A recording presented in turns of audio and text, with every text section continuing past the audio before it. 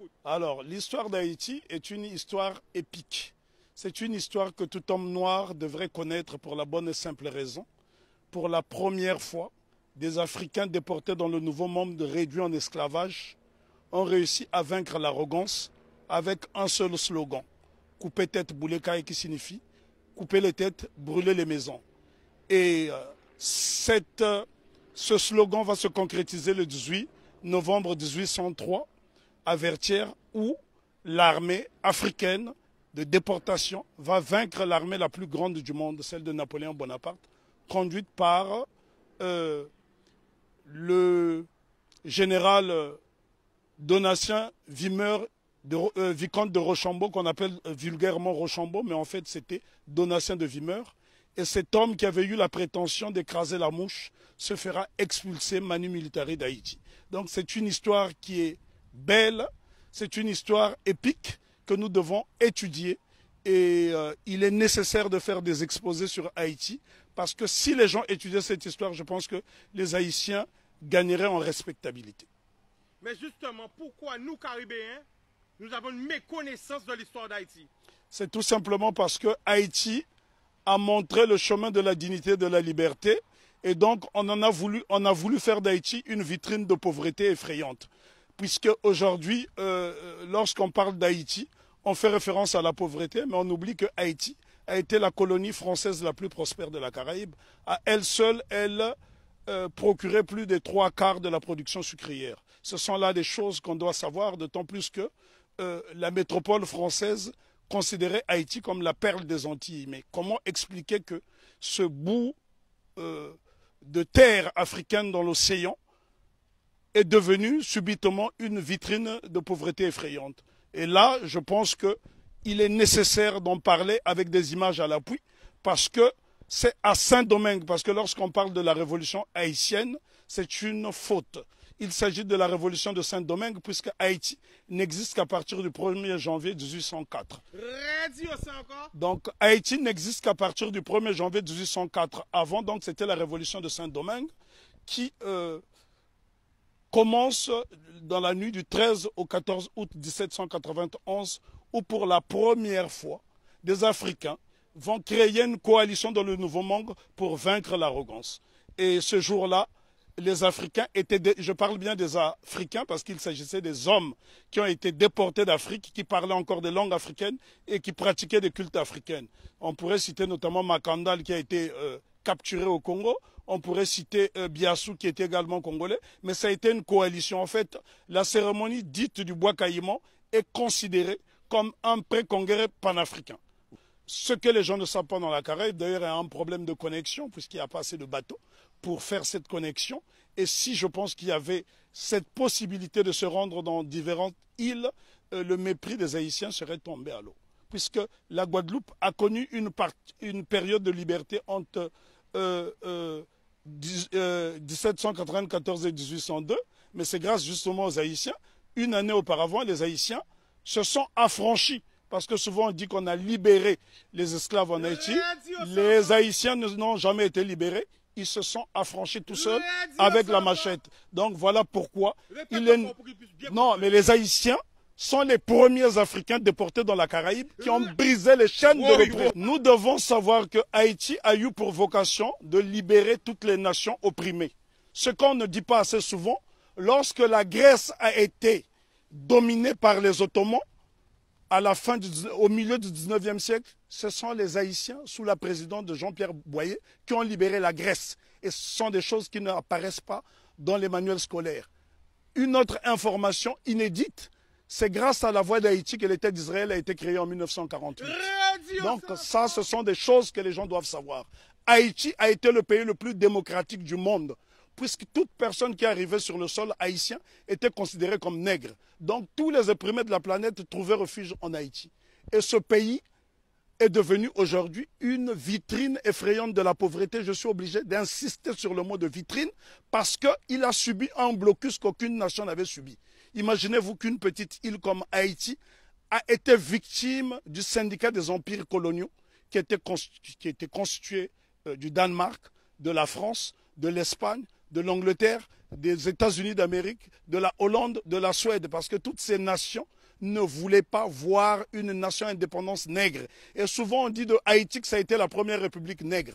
Non, Haïti n'a jamais été une première république nègre, ça a été un empire africain reconstitué, puisque l'empereur Jean-Jacques Dessalines va se faire couronner empereur Jacques Ier. Donc c'est la noblesse africaine. Attends. Ben, en tout cas, il y a beaucoup de choses à dire sur Haïti. Haïti est un modèle de fierté et de dignité. Ce sont les Haïtiens qui ont montré à la race noire tout entière ce que c'est que la dignité. Pour la bonne et simple raison, c'est en 93 ans après la révolution de Saint-Domingue, celle-ci va inspirer les Éthiopiens qui vont être conseillés par un digne fils d'Haïti du nom de Benito Sylvain, qui sera élevé au titre de jazz match par l'empereur Ménélique II.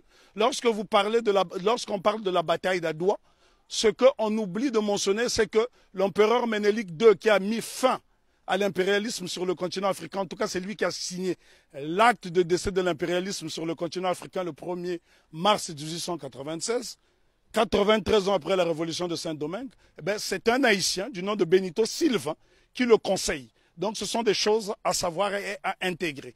Je souffre de voir que les Haïtiens sont la risée du monde dans la Caraïbe, alors qu'ils sont ceux qui nous ont montré la voie de la rédemption. Donc respect, big respect à Haïti. En tout cas, je me sens haïtien. Moi aussi. Alors pourquoi justement nous avons, nous, tout près comme ça d'Haïti, on a cette méconnaissance de l'histoire? C'est tout simplement parce qu'on a isolé la Guadeloupe et la Martinique pour ne pas que l'exemple d'Haïti fasse tache d'huile dans la Caraïbe. Voilà la crainte. Parce que Haïti a été une nation prospère. Il faut visiter Haïti pour se rendre compte. Lorsque vous voyez Haïti, Haïti est avant tout le symbole du panafricanisme, puisque le second chef d'État d'Haïti, c'est l'empereur, plutôt le roi Henri Christophe, qui était originaire de Grenade. Donc Haïti a eu pour chef d'État un homme de la Grenade et qui a été l'un des principaux bâtisseurs, qui a créé le palais de la Monnaie, qui a bâti 15 châteaux, qui a bâti 4 forteresses, notamment la citadelle Henri, qui est le plus grand fort des Amériques. Et ce bâtiment est tellement beau qu'il faut le voir depuis le ciel pour en apprécier, l'ouvrage d'art que c'est. Parce que n'oubliez pas que 2 édifices essentiellement ont défié le temps. La citadelle Henri et le palais de Sans Souci, qui avait 365 portes et fenêtres. Ça veut dire que le roi Henri Christophe pouvait se permettre d'ouvrir une porte, une fenêtre par jour pendant toute l'année. Et c'est pour vous dire à quel point, et les architectes étaient tous noirs. Si vous allez par exemple dans la ville de Kenskoff, vous trouverez le fort Alexandre et le fort Jacques qui sont reliés par un tunnel, et c'est à 1200 mètres d'altitude. La question qu'on doit se poser, comment les Africains déportés à Saint-Domingue ont pu construire ces édifices qui ont défié le temps? Aujourd'hui, lorsque vous voyez un cyclone dans la Caraïbe, il suffit d'un petit cyclone pour que les maisons s'envolent, alors que les Africains ont fait exploser leur génie pendant la période de captivité. Bien que les Haïtiens se sont affranchis dès 1793, parce qu'il ne faut pas croire à ce que les historiens disent en faisant croire que les Haïtiens ont été libérés. Non. Lorsque les négriers sont arrivés, les Haïtiens étaient déjà libres, puisqu'ils avaient lancé ce fameux slogan « Coupez tête, boulet caille ». Et il y a un homme dont on ne parle pas, on parle souvent de Toussaint Louverture, qui fut le plus grand des généraux nègres de tous les temps. On parle de Jean-Jacques Dessalines, je dis béni soit leur nom pour l'éternité, mais seulement il y a un jeune colonel qui s'est battu âprement lors de la bataille de Vertières, c'est Capois-la-Mort, François Capois-la-Mort, qui a défié les canons de l'insolence, les canons de l'arrogance en disant « j'aime la mort ». Et Capois, on le retrouve sur le billet de Sangourde en Haïti. Ce sont là des éléments essentiels que nous devons connaître afin d'aller vers l'émancipation définitive.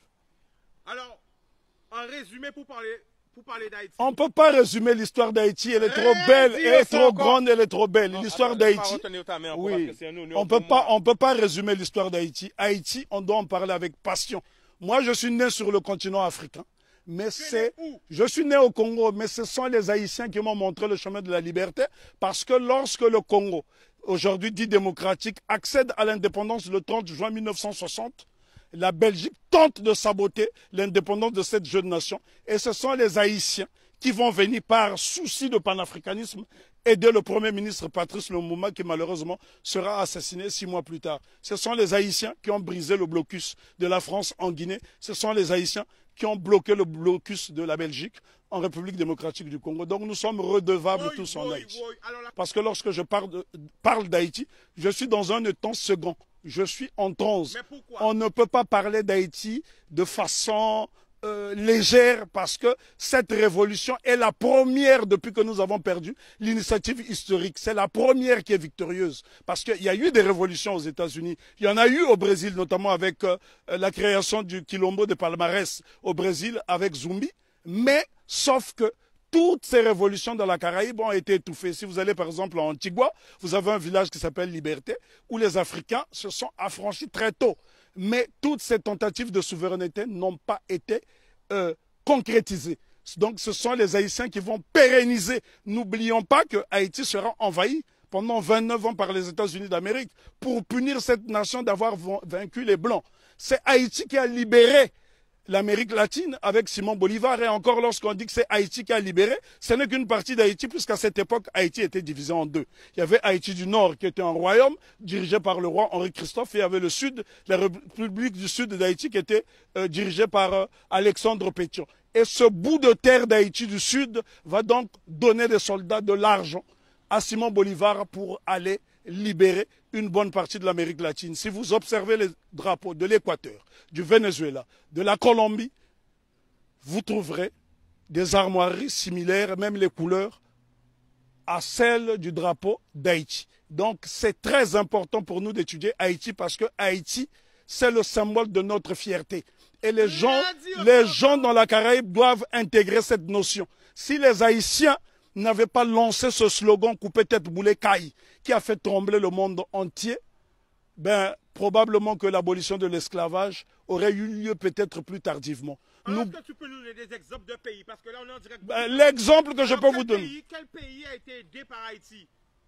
Ben, le Congo, pays dont je suis originaire, la République démocratique du Congo a été aidée par Haïti parce qu'en 80 ans de colonisation belge, les Belges n'ont même pas été fichus de former une dactylographe. Et la première dactylographe qui va dactylographier le discours de Lumumba, c'est Suzanne Peck, qui est la mère de Raoul Peck. Donc Haïti est au cœur de notre émancipation. Haïti a aidé l'Éthiopie, Haïti a aidé la Grèce de se libérer. Là, je vous parle de l'Europe. Haïti a aidé la Guinée. Haïti a toujours été au cœur de notre lutte. L'exemple le plus simple, lorsque vous arrivez à Cuba, sur les bords du Malecón, vous trouverez un grand monument qui est dédié à Antonio Maceo. Très peu de gens connaissent ce héros qu'on appelait à l'époque le Tito de bronze. Lui-même qui est le véritable père de l'indépendance de Cuba. On vous parle souvent de José Martí, mais en vérité le père de l'indépendance de Cuba, celui qui a lancé les hostilités contre les Espagnols, c'est Antonio Maceo. Lui-même a été formé en Haïti. Donc Haïti, si vous allez à Cuba, les Haïtiens sont très respectés. Il y a des localités entières où on trouve des Haïtiens. Il n'y a que dans la Caraïbe francophone où on voit ce mépris. La raison est que Haïti a vaincu le maître. Et quand on a vaincu le maître, les serviteurs finissent par avoir la haine de celui qui a vaincu le maître. Parce qu'on ne peut pas comprendre que les Haïtiens et les Guadeloupéens ont le même patrimoine génétique et que ces mêmes frères et sœurs de cette partie de la Caraïbe puissent avoir du mépris pour les Haïtiens. Les Haïtiens sont ceux-là qui incarnent la noblesse. Lorsqu'on parle de la pyramide, ceux qui sont au sommet de la pyramide, ce sont les Haïtiens et puis les Éthiopiens parce qu'ils ont été des nations invincibles. Imaginez-vous que les Haïtiens ont combattu une armée motorisée rien qu'avec des armes rudimentaires. Au point où Maitland, gouverneur britannique de la Jamaïque, viendra supplier Toussaint Louverture de lui remettre un bateau. Haïti avait l'une des armées les plus puissantes d'Amérique. Et c'est un Haïtien du nom de Jean-Baptiste Pointe du Sable qui crée la ville de Chicago, qui est l'une des plus grandes villes des États-Unis d'Amérique. Donc Jean-Baptiste Pointe du Sable, un nègre d'Haïti. Et lorsque vous arrivez dans la ville de Chicago, vous trouverez son buste à l'entrée de la ville. Si les Américains reconnaissent les Haïtiens comme étant des précurseurs, et d'ailleurs je voudrais ici ajouter une information que la plupart des gens ignorent. Si la Louisiane a été vendue aux États-Unis d'Amérique, ce n'est que la conséquence de la bataille de Vertières. Parce que Napoléon Bonaparte avait peur qu'il y ait une contagion en Louisiane. Voilà pourquoi la Louisiane sera vendue aux États-Unis d'Amérique, ce qui lui permettra de doubler sa superficie. Donc ce sont les Haïtiens qui ont permis aux États-Unis d'Amérique d'avoir une grande superficie. Et on ne remerciera jamais assez Haïti d'incarner cette résistance. Pourquoi Haïti est-on détesté? Pourquoi les Haïtiens sont haïs par les siens? Pour la bonne et simple raison que cette nation incarne l'Afrique dans la Caraïbe. Or, lorsque les négriers déportent les Africains ici dans le Nouveau Monde, le but c'est de les désafricaniser.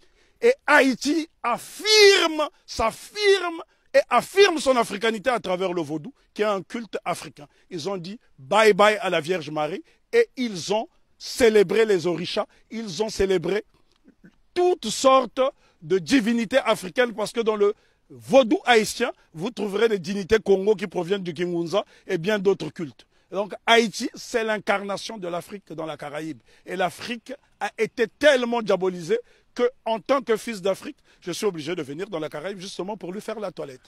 Le 1er janvier 1804, date de la célébration de l'indépendance de Haïti, il y a un événement qu'on devrait associer à cette date. C'est la fête de la soupe. La soupe de l'indépendance. Qu'est-ce que la soupe de l'indépendance? Haïti fait face à un blocus décidé par le syndicat des empires coloniaux. L'impératrice Marie-Claire Bonheur Félicité, femme de Jean-Jacques Dessalines, décide de créer la soupe de l'indépendance avec des ingrédients dont elle détenait seul le secret. Ces ingrédients permettaient aux Haïtiens qui, pendant la période de famine, de résister et de ne pas perdre des calories. Donc ça, ce sont des choses à savoir. Il y a un savoir scientifique en Haïti qui étonne encore le monde. C'est en Haïti que les Africains ont produit les plus beaux édifices depuis la chute de l'Égypte. Je répète, c'est sur la terre sacrée d'Haïti que les Africains ont réalisé les plus beaux édifices depuis la chute de l'Égypte. Pourquoi nous a formaté, je dirais plutôt, à avoir peur du vaudou? Pour la bonne et simple raison, parce que les cultes africains ne sont pas prosélytes. Et ces cultes ont permis justement aux marrons de résister et les cultes africains ont survécu dans toute la Caraïbe, pas seulement en Haïti. Si vous allez par exemple en Jamaïque, il y a le Pacomania, c'est un culte typiquement africain.